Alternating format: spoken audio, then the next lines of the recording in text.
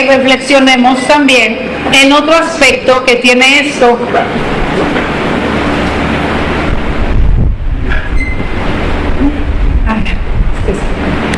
Que es la conexión que tiene todo esto con nuestra iglesia, con la iglesia católica, porque es toda una unidad.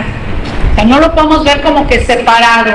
Es maravilloso esto, tengo los volúmenes y yo lo puedo hacer solo por mi parte. Sí, pero eso no te quita toda la conexión con la iglesia, ¿sí? Por ejemplo, Luisa Picarreta, sí, Jesús sobre en ella y todo, pero siempre tuvo esa conexión con la iglesia. Entonces, esto está insertado dentro de la iglesia.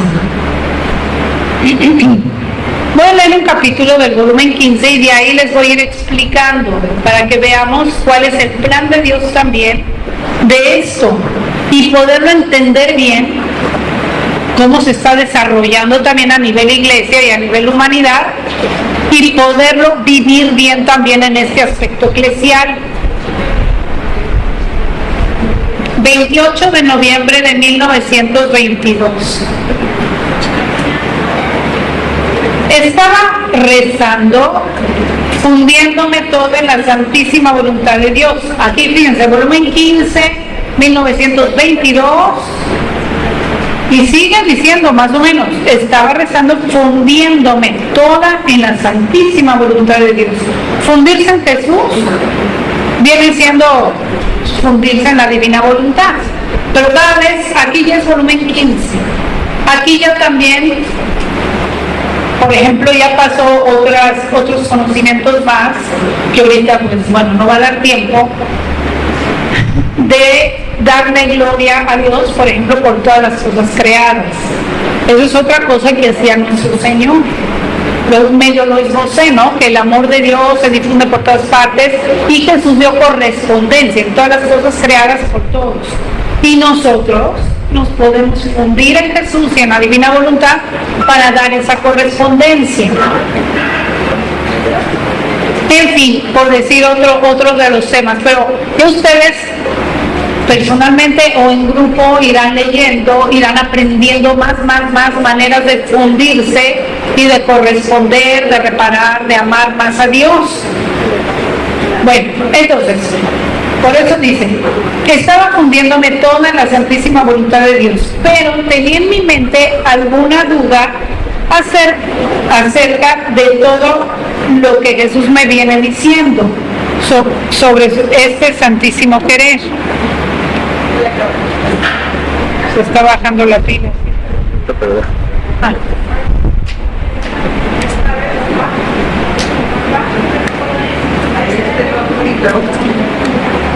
Allá atrás. Ay, las pilas las dejamos.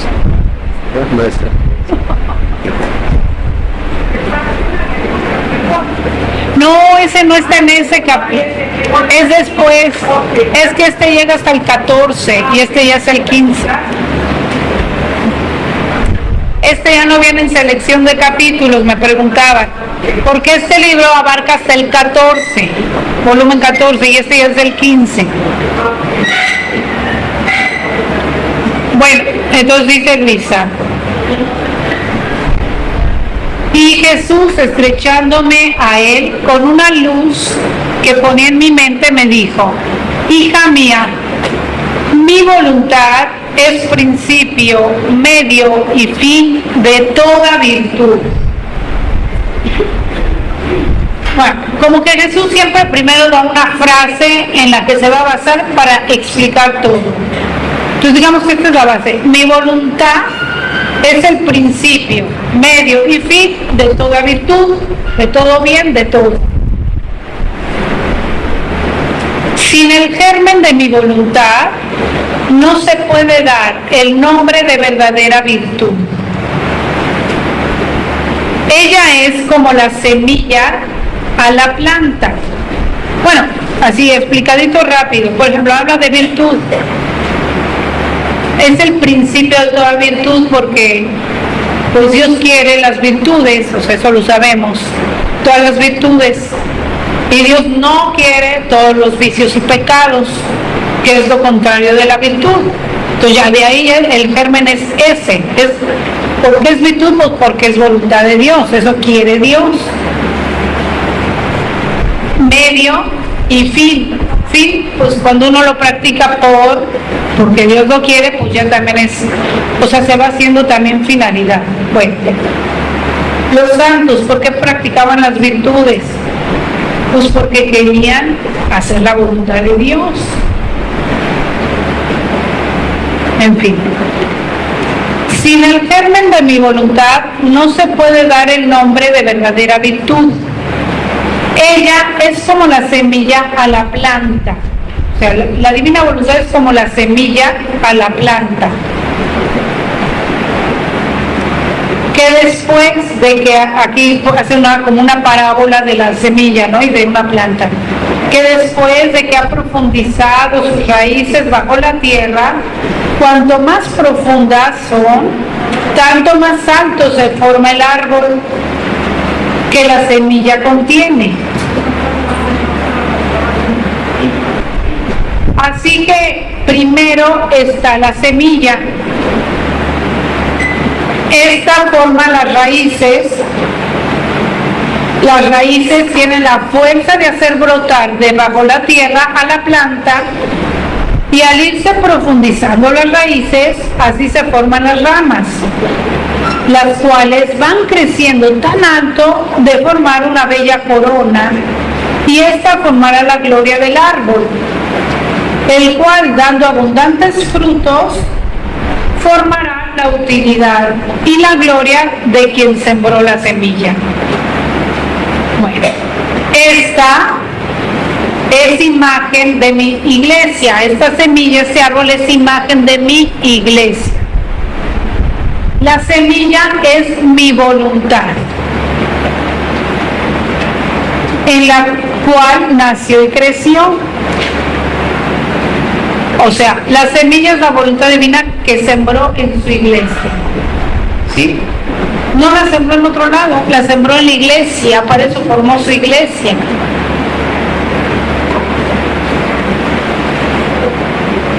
En la cual nació y creció. Pero para que crezca el árbol se necesita el tiempo. Y para dar fruto, en algunos árboles se necesita la duración de siglos.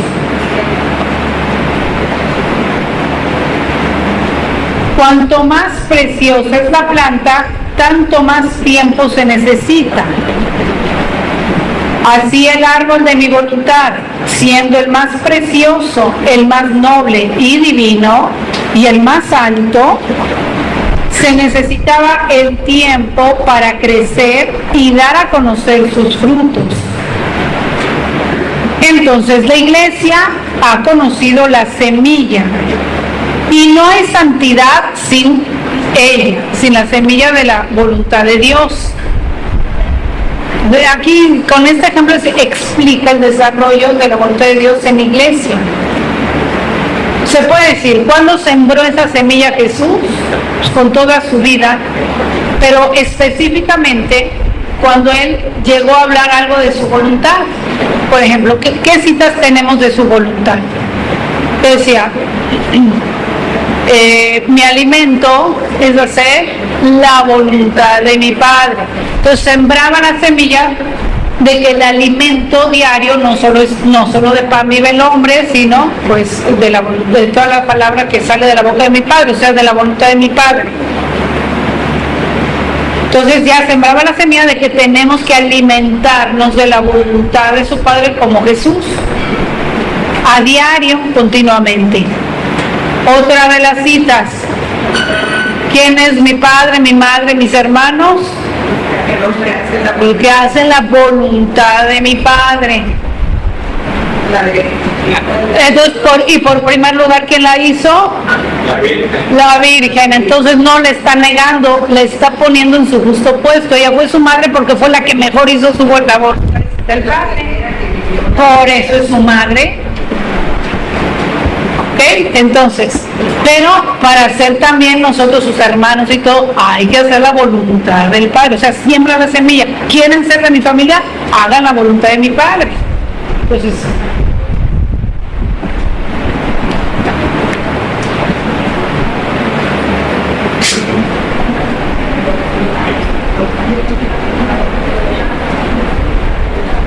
Otra cita. Pase de mí este cáliz, pero exactamente. Entonces, encima de todo, aún en las cosas más amargas, para hacer la voluntad del Padre como Jesús lo hizo. Y ya, digamos que lo último, donde ya la sembró para dejarla a la iglesia, que todo esto está depositado en la iglesia, estas enseñanzas de Jesús, está el Padre Nuestro. Pero ahí, fíjense, fue la oración, o sea, no lo dijo nada más en enseñanza a la gente, ahí fue más allá de eso. Ahí fue, Maestro, enséñanos a orar como tú oras. Entonces ahí les enseñó: Padre nuestro que estás en el cielo, santificado sea tu nombre. O sea, primero alabar, glorificar el nombre del Padre. Y luego, venga a nosotros tu reino, que es: hágase tu voluntad como en el cielo, en la tierra. Entonces, dijo: venga a nosotros tu reino. Primero, estaba diciendo venga, pues porque o sea, cuando Jesús se fue al cielo no estaba aquí el reino de la divina voluntad. Venga tu reino, hágase tu voluntad. Entonces toda la iglesia siempre ha pedido: hágase tu voluntad, hágase. Y los santos en eso han formado su santidad. De hecho, la iglesia ha asignado o ha determinado varios grados en cuanto a la voluntad de Dios.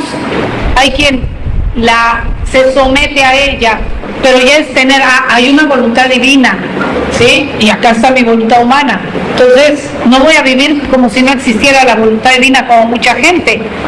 No, a ver, quiero caminar atrás de Jesús, entonces voy al menos a someterme a la voluntad divina que decía Jesús: ve y cumple todos los mandamientos, ¿no? ¿Qué puedo hacer, maestro, para ser perfecto? Ve y cumple los mandamientos. Ya lo hice. Entonces el primer paso es ese: ve y cumple los mandamientos. ¿Sí? Someterse a la voluntad de Dios, reconocer que hay disposiciones de la voluntad de Dios y hacerlas.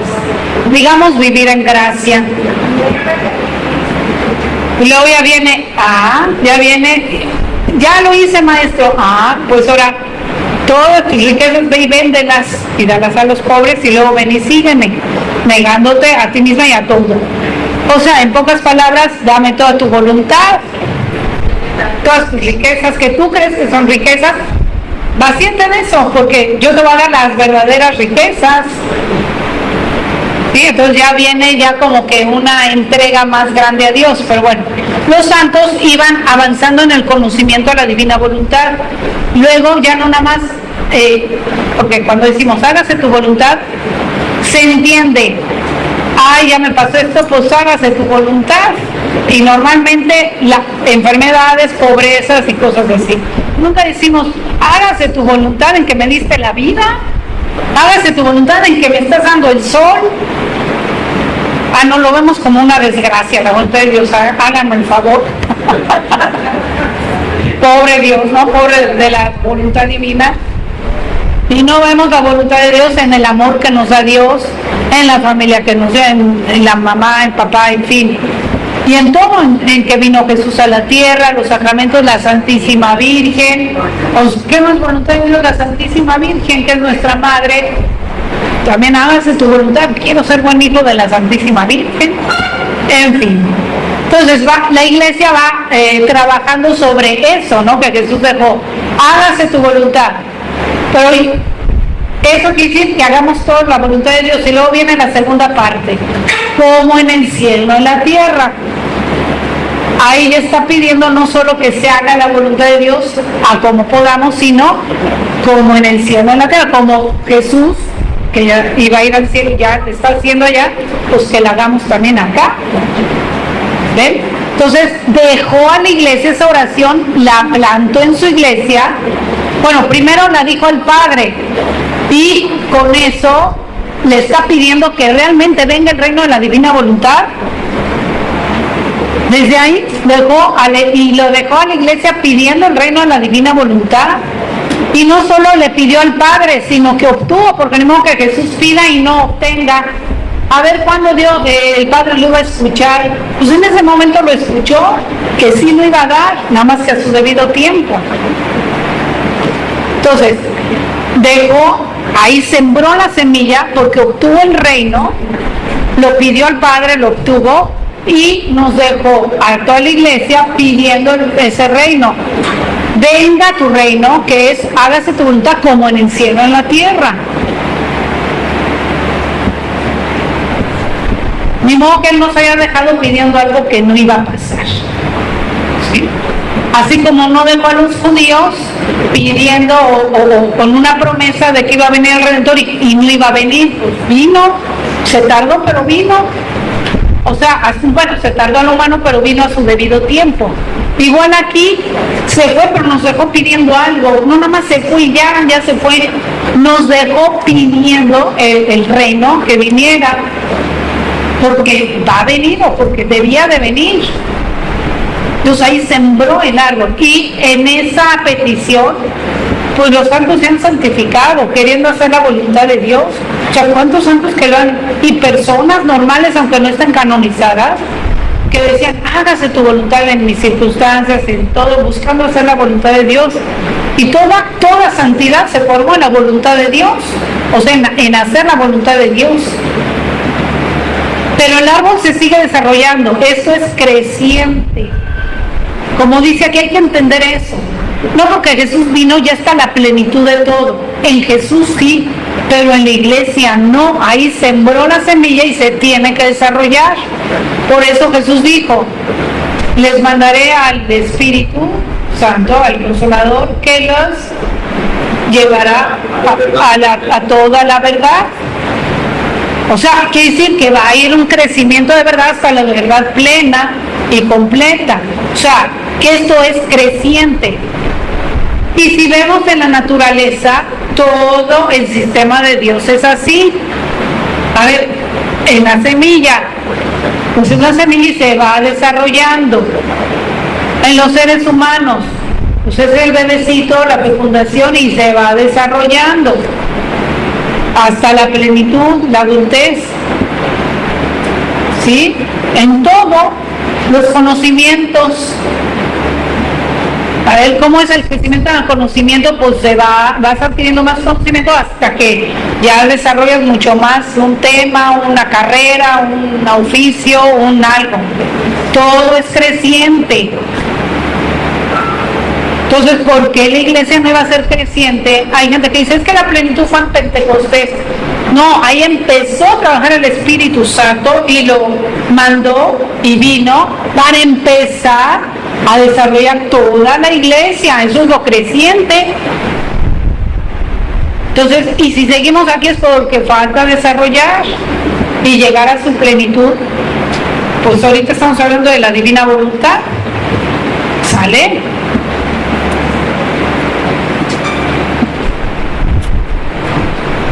Entonces, como árbol, ahí va creciendo. Y la iglesia ha sido fiel. Fíjense, la iglesia ha sido fiel. ¿O ha habido alguna época en que no reza el Padre Nuestro? No. En todas las cosas reza el Padre Nuestro, en todos los sacramentos, en cada Santa Misa, se reza el Padre Nuestro y se pide el reino. Quizá la mayoría lo ha hecho sin pleno conocimiento, indudablemente, pero como fue Jesús el que la rezó primero, él suple y él sabe lo que está pidiendo y él, ¿se acuerdan lo que dijimos? Tiene la supremacía y cada vez que alguien reza un Padre Nuestro, está Jesús pidiendo el reino con todo el conocimiento encima de ese Padre Nuestro. El primer lugar lo tiene Jesús y pide el reino. Y después de 2000 años, pues ya dio el reino en misa. Ahorita lo vamos a ver.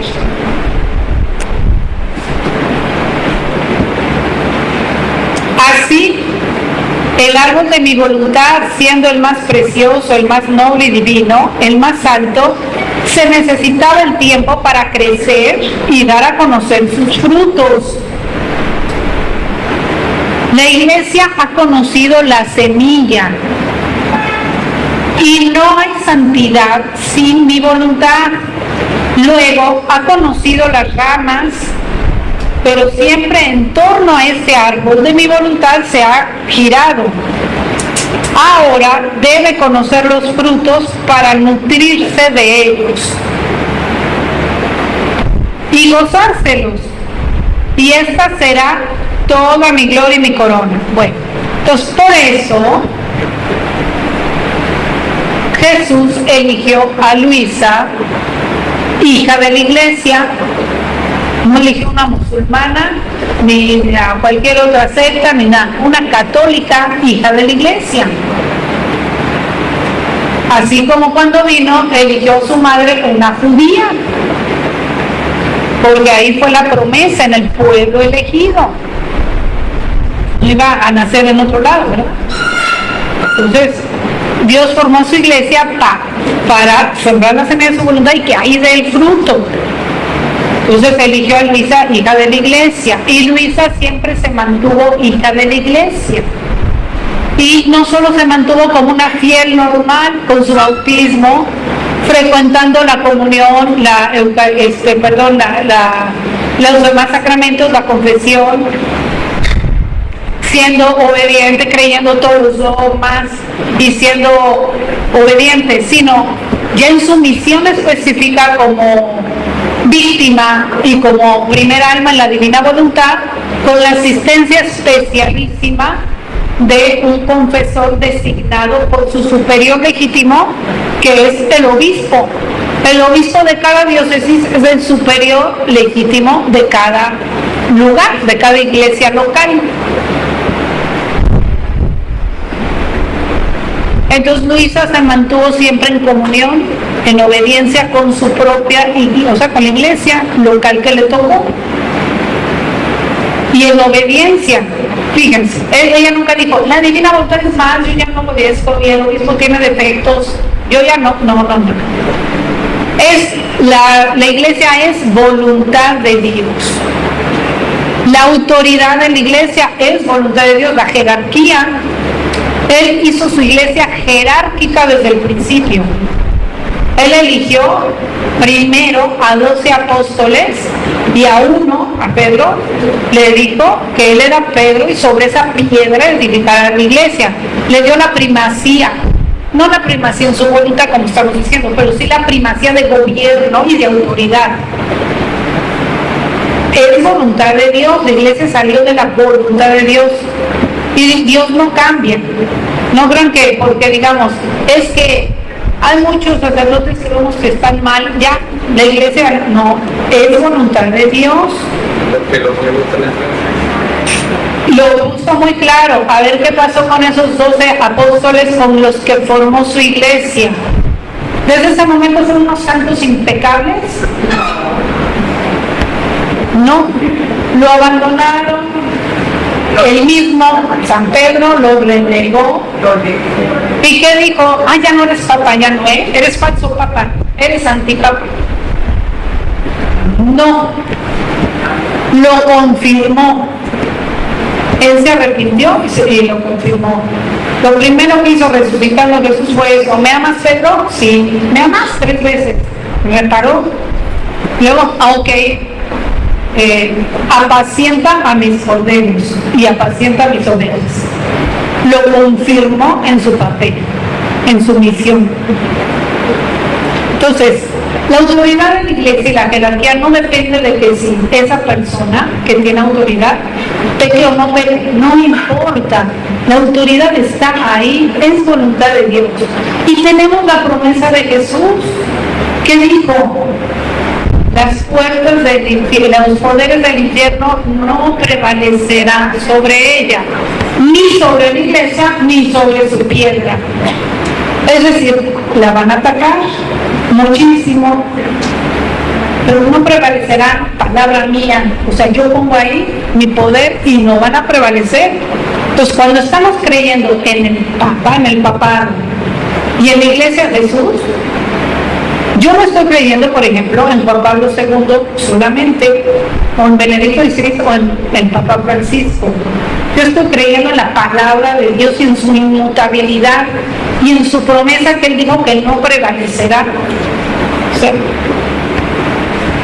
Entonces, hay que estar con la iglesia porque la divina voluntad está en la iglesia y no cambia. Y Luisa en sus tiempos tuvo muchas también dificultades, no crean que no, porque la autoridad de la iglesia pues iba discerniendo. Y entre esas cosas, pues a veces decían, no, pues no ha de ser Dios, a ver, y le llegaban al pobre obispo, pues también calumnias, chismes, de todo. Y pues también el obispo, a ver, ¿será verdad? A ver, no, ya no vayan con misa los del confesor, a ver, ya no. Y Jesús intervenía, Luisa no desobedecía, no decía, no, si el obispo no me quiere seguir, yo le sigo. No, Jesús hacía por su obediencia de Luisa, Jesús intervenía para hacerle comprender al obispo que era obra de Dios y era voluntad de Dios que siguieran asistiendo a misa. Pero todo estaba en la obediencia de Luisa a la autoridad. Y sufrió mucho Luisa, sí, pero en obediencia a la iglesia. Y si alguien vio las llagas de los sacerdotes y de las personas que tienen autoridad, fue Luisa. Los que han leído algo de sus volúmenes verán cómo Jesús le hablaba de los dolores más íntimos que son los causados por los propios sacerdotes. No generalizo, no digo que todos los sacerdotes, no. Los sacerdotes pues que se portan mal, que no son fieles o no desempeñan bien su misión sacerdotal. ¿Y Luisa cuál fue la actitud de Luisa? Ofrecerse a sí misma por ellos también, orar, por ellos, sufrir junto con Jesús esas ofensas tan terribles al corazón de Jesús.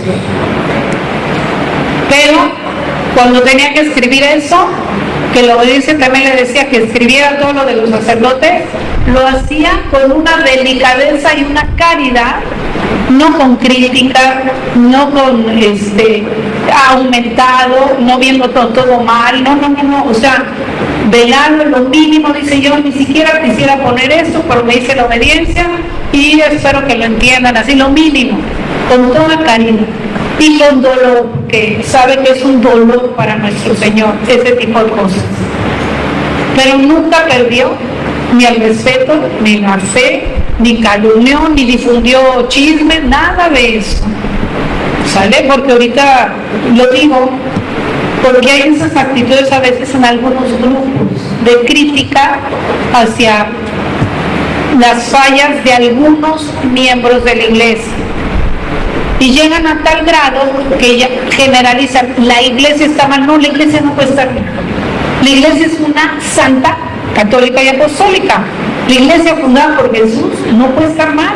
Algunos miembros de la iglesia están mal. Pues no podemos perder la fe y la confianza porque ahí está Jesús, o si no nos estamos volviendo sectarios, protestantes. Eso es lo que han hecho los protestantes. Los primeros enemigos del Papa son los protestantes. Siempre lo critican, siempre están en contra de él. Y ahora ya parecen tantos católicos protestantizados. ¿Por qué no tenemos fe en que Jesús siga en la iglesia? Hay corrientes que dicen que desde el Concilio Vaticano para acá ya no reconocen a los papas que ha habido. Entonces Jesús se equivocó y Jesús nos mintió. Nos dijo que Él iba a estar con nosotros todos los días hasta el fin. Entonces me engañó Jesús. ¿Estás dudando de Jesús? No del Papa, de Jesús. Al decir esas cosas, católico que duda del Papa, ¿está dudando de Jesús? Ya no tiene esa fe firme en Jesús y en su palabra, y en su omnipotencia y en su voluntad. Entonces, una cosa es orar por las fallas, incluso de Pedro, que sí las tuvo, y otra cosa es perder la fe en Jesús y en su iglesia.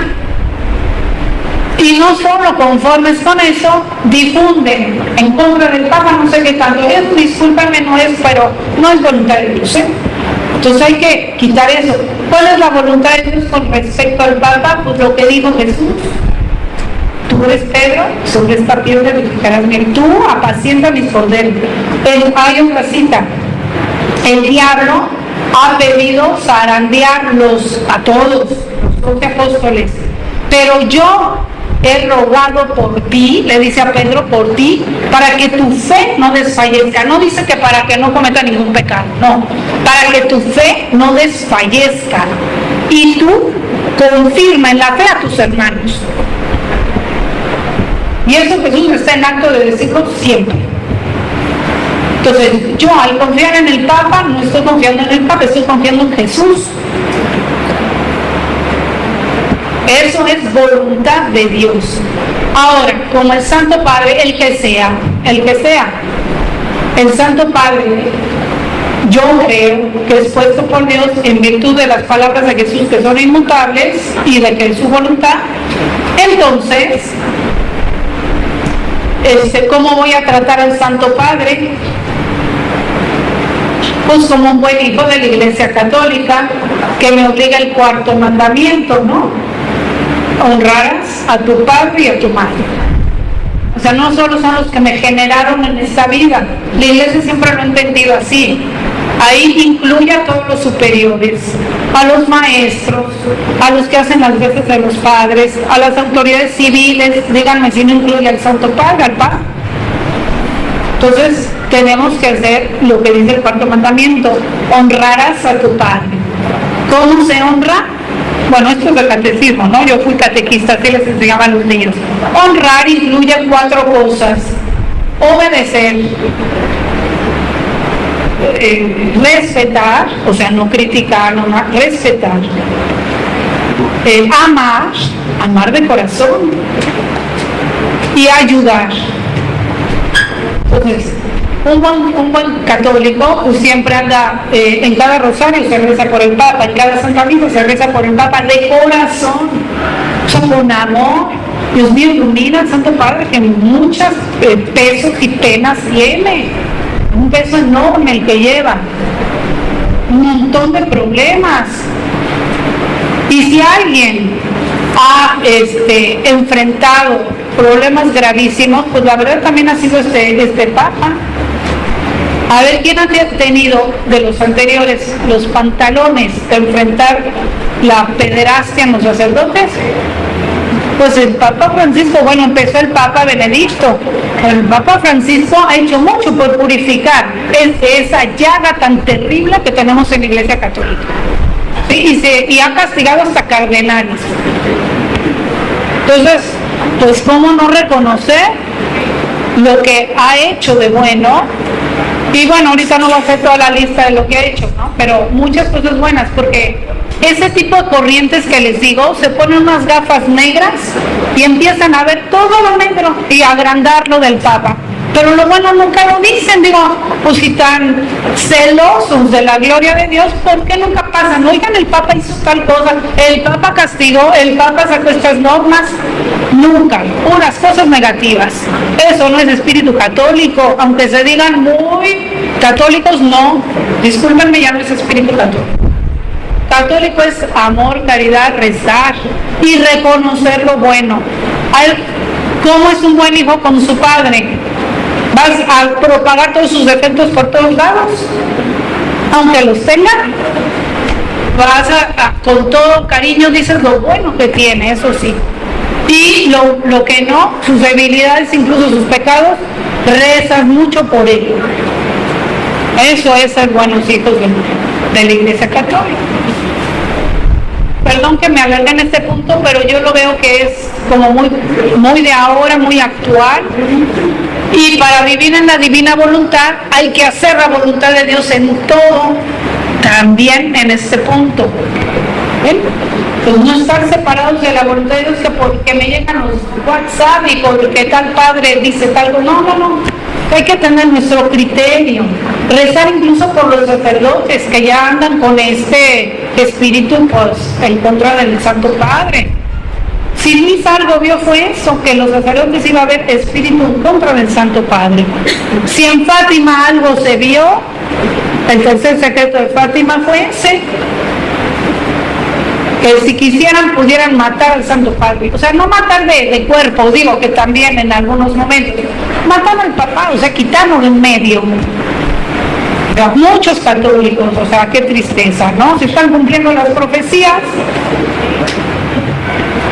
Entonces, como hijos de la divina voluntad, nos toca primero hacer la voluntad de Dios también en este punto.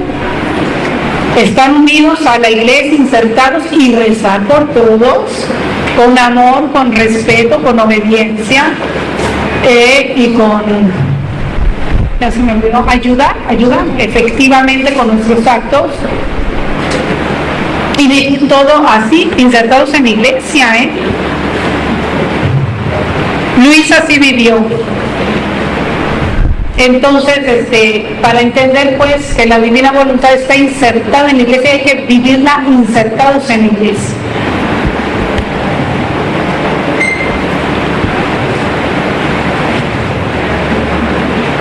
Bueno. Dice, y los frutos de este árbol, que son los conocimientos y la vida de la divina voluntad en estos tiempos, serán mi gloria y mi corona, y también la gloria y la corona de todas las virtudes y de toda la iglesia. Entonces Jesús no va a venir a quitar la iglesia ni nada de eso, tampoco va a modificar nada de eso. Se dice que la va a purificar, yo diría más bien, la está purificando, porque sabemos que la iglesia, pues somos todos, ¿no? Está la parte jerárquica de la autoridad, pero también todos somos fieles de la iglesia, ya vimos, parte de miembros del cuerpo místico de Cristo. Y al irnos purificando cada uno de nosotros, se está purificando la iglesia. Esa es la purificación que Dios quiere. También esto a veces se malentiende. Creen que purificación es hablar de terremotos y cosas por fuera. ¿Eso en qué te ayuda a ser mejor? ¿En qué te purifica tus actos, tu amor a Dios? ¿En qué te lo mejora? ¿En qué te quita todo lo humano y te da lo divino? Eso no. Podrán ser llamadas de atención, que por cierto siempre ha habido también. No son exclusivas de hoy. Entonces, ¿qué es lo que va a purificar la iglesia? ¿Alguien sabe? Los conocimientos, como vimos hace rato, vas conociendo y te vas quitando lo humano. Eso es la purificación. Esta misma luz, otro de los efectos es purificarnos. Entonces, esto es la purificación de la iglesia. Por ahí hay un capítulo muy conocido. Y lo dice directo Jesús, miren. Porque parece como que yo soy la que hago las afirmaciones, pero no, las estoy tomando de aquí. Ese capítulo tan famoso de los 2000 años, ¿no? Los primeros 2000 años se renovaba el mundo con el diluvio. Los segundos 2000 años con mi venida a la tierra. Y los terceros 2000 años dice, habrá una tercera renovación. Aquí por qué, de la confusión general de todo. No es sino la preparación a la tercera renovación. Y si en la segunda renovación manifesté lo que hacía y sufría mi humanidad y poquísimo lo que obraba mi divinidad, el Evangelio, ahora en esta tercera renovación, después de que la tierra habrá sido purgada y destruida en gran parte de la presente generación, 1919, ya pasaron las 2 guerras mundiales y muchas otras cosas, seré aún más magnánimo con las criaturas y llevaré a cabo la renovación. Vean, la renovación va a ser esta, con manifestar lo que mi divinidad hacía en mi humanidad. Esto, cómo obraba mi querer divino con mi querer humano, etcétera, etcétera, ¿no? Para que las criaturas lo repitan. Esto es la purificación y renovación de la iglesia. Es el de 29 de enero de 1919. Sí, en este libro está en página 25.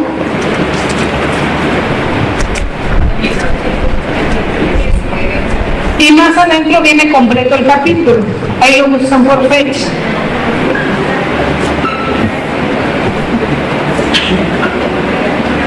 Entonces sí, Dios va a renovar la iglesia y a purificarla, o más bien, repito, la está purificando y la está renovando.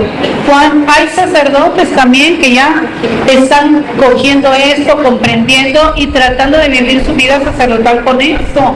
Está empezando a renovar ahí, y Dios quiera que haya también obispos y todo. Que por cierto, se me había pasado comentar que esta reunión la estamos haciendo en comunión con nuestra iglesia local también, con nuestro obispo Jonás.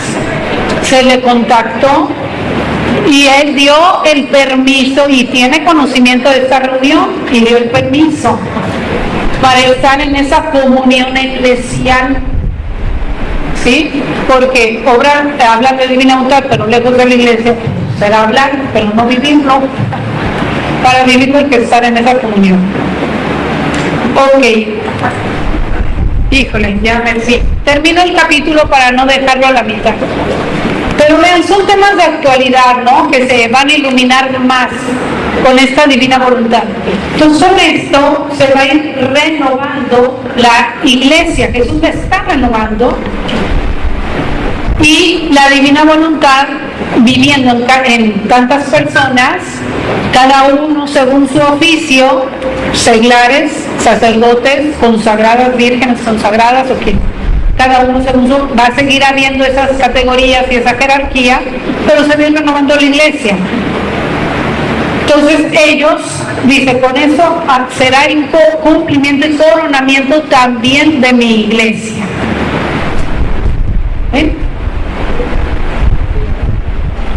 Será mi gloria y mi corona, y también la de todas las virtudes y la de toda la iglesia.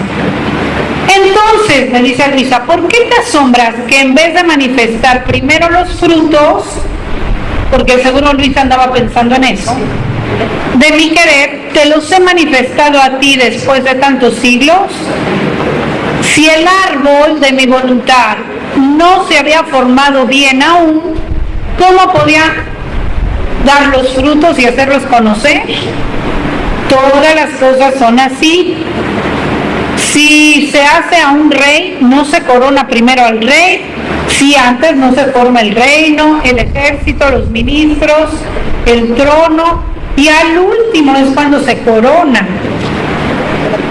Y si se quisiera coronar al rey sin formar el reino, ni el ejército, etcétera, sería un rey de broma, de burla. Ahora bien, mi voluntad debe ser corona de todo y cumplimiento de mi gloria por parte de las criaturas. Porque solo en mi voluntad la criatura puede decir también, conmigo todo está cumplido. Ya viviendo aquí, en la divina voluntad, también vamos a poder decir todo está cumplido. Todos mis actos ya quedan cumplidos, ya más no puedo llenarlos. Todo está cumplido. La finalidad para la que fui creada va a estar cumplida cuando yo viva en esto. Todo está, la finalidad por la que Jesús bajó del cielo para la tierra, para mí, va a estar cumplida. No solo fue salvarme, fue hacerme vivir en su voluntad. En fin, todo está cumplido, y yo, encontrando en ella cumplido todo lo que quiero, no solo le hago conocer los frutos, sino que la nutro y la hago llegar a tal altura de sobrepasar a todos. Ok, entonces ese es el plan de Dios, que su voluntad se desarrolla dentro de la iglesia. ¿Okay? Y así debemos de vivir nosotros. Bueno, pues hacemos la pausa para continuar con otro acto, comer en su divina voluntad.